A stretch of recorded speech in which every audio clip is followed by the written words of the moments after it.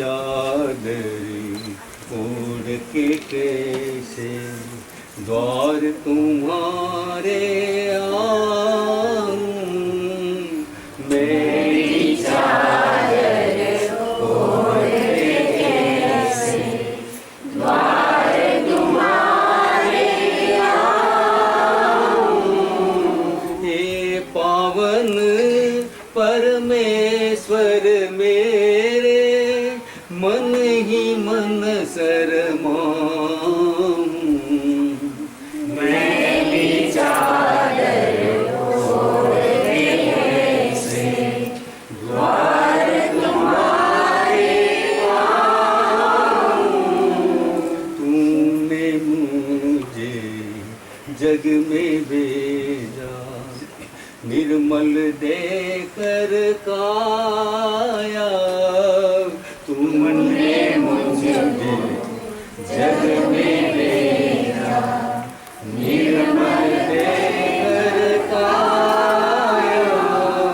आकर के संसार में मैंने इसको दाग लगाया।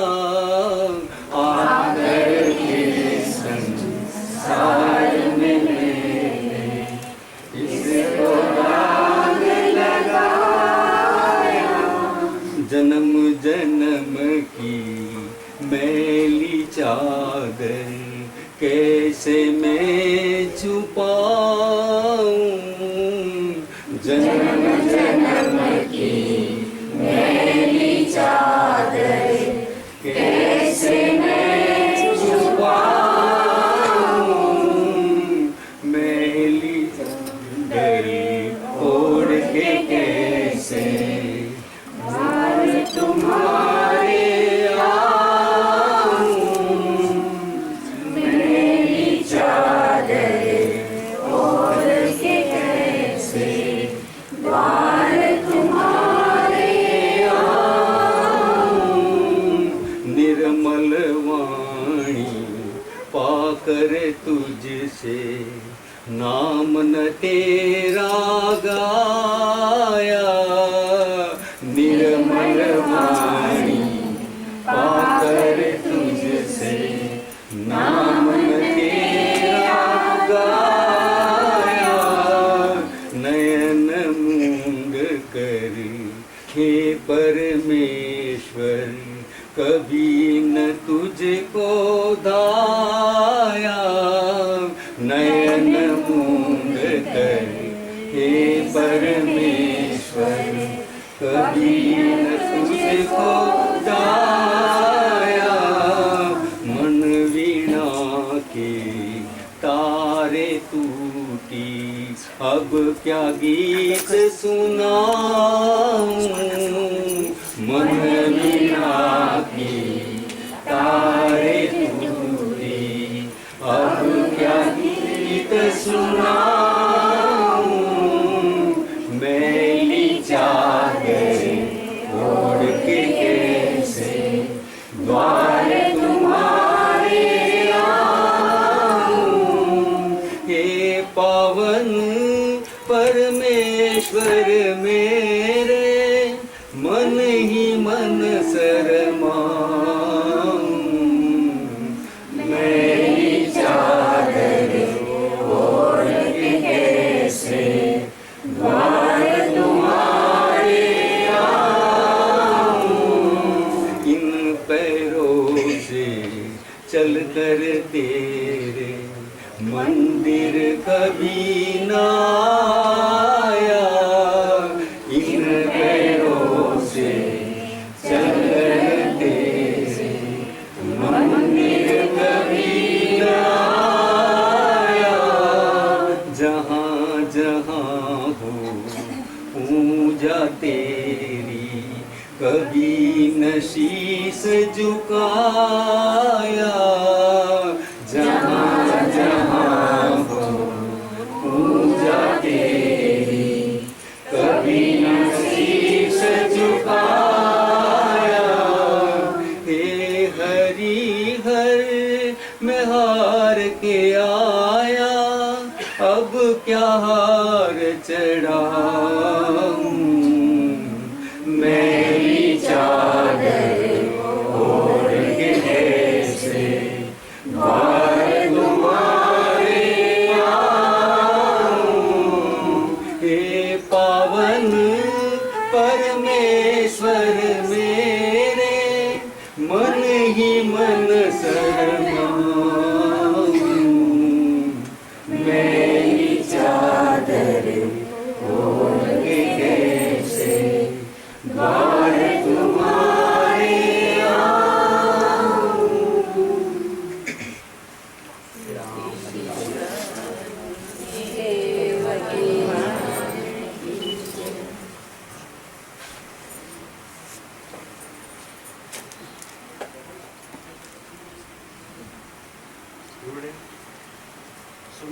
सुनी है कि मनुष्य अवतार के लिए लक्ष्य 84 फेरे लगाने पड़ते हैं।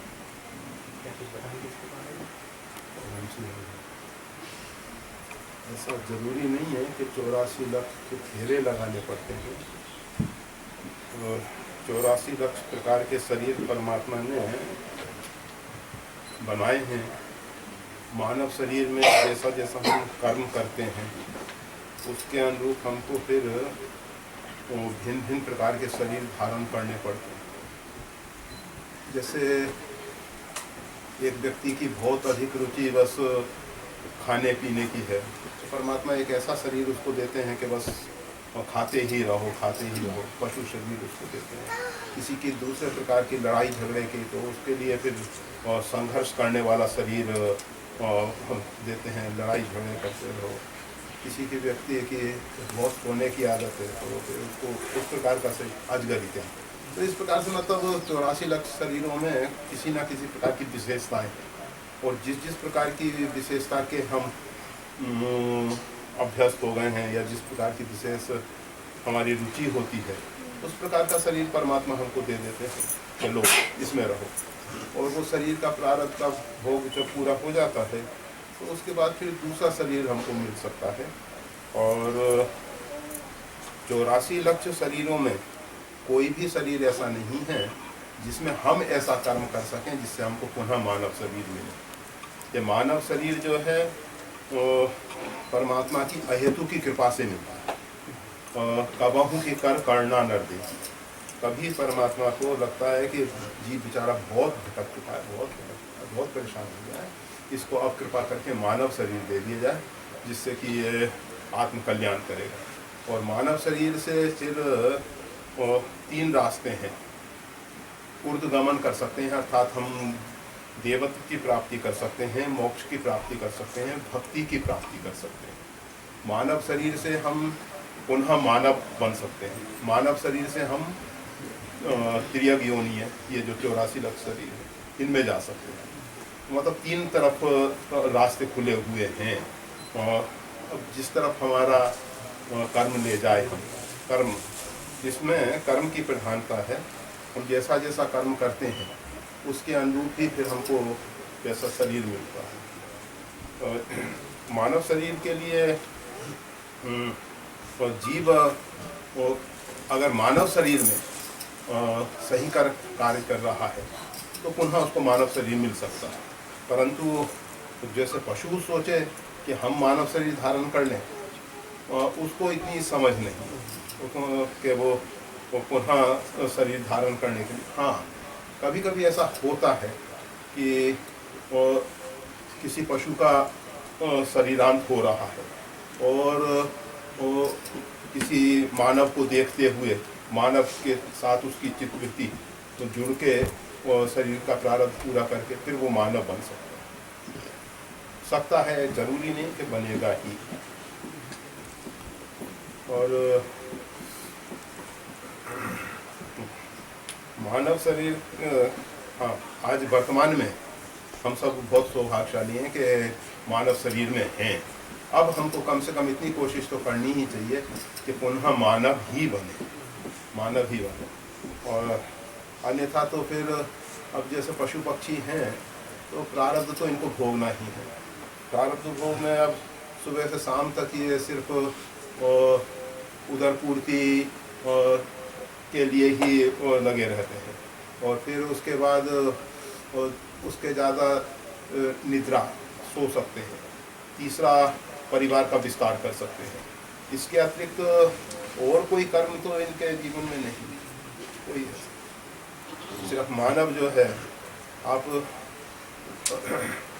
कभी आपने पशुओं को हंसते हुए नहीं देखा होगा, क्योंकि उनके अंदर कोई आह्लाद नहीं, कोई प्रसन्नता नहीं। इंसान ही एक ऐसा है जो बहुत संवेदनशील है, और ये चाहे तो नर से नारायण तक पहुँच सकता है, नारायण तक पहुँच सकता है। ये जीवों में चेतना का विकास का एक क्रम है। तो जैसे ये जो वनस्पति इत्यादि है, वनस्पतियों में चेतना का एक विकास है, और फिर जो स्वेदज है, पसीने से जो जायमान हो जाते हैं जीव, तो उनमें चेतना का 2 विकास है। अंडज, जो अंडे से जायमान होने वाले जीव जंतु हैं, उसमें चेतना का 3 विकास है। और पिंड से जायमान होने वाले, जिनको स्तनधारी प्राणी कहते हैं, तो उसमें 4 विकास है। इसके बाद 5 से लेके 8 तक मानव में 5 से लेके 8 तक, और इन इतर जीवों में जो अन्य जीव हैं, उसमें तो जैसे अंडज है तो 3 चेतना का विकास लेकर आया, तो बस उतने तक ही रहेगा वो, उससे ज़्यादा उसमें विकास नहीं होगा। पर मानव को परमात्मा ने एक ऐसा विशेष लाभ दिया है कि 5 से 6 हो सकता है, 7 हो सकता है, 8 हो सकता है। 8 अर्थात महामानव, और फिर 9 से लेके 12 तक अवतार हैं, जो परशुराम जी इत्यादि, अंशावतार इत्यादि हैं। और फिर 12 से ऊपर जो चेतना का विकास है वो परमात्मा है। राम कृष्ण जो हैं वो 12 से ऊपर की चेतना।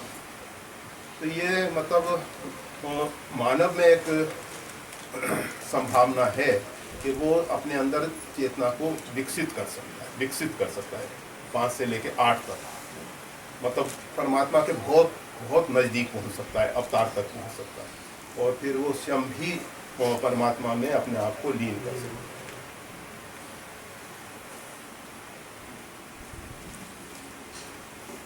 और हम सब मानव शरीर पाके भी जो करना चाहिए वो नहीं कर पा रहे हैं, केवल वही पशुवत आचरण कर रहे हैं। पाशविक आवद्ध, जैसे पशु पास में बंधा हुआ है कर्म के बंधन में, उसी प्रकार से हम भी बंधे रह जाते हैं।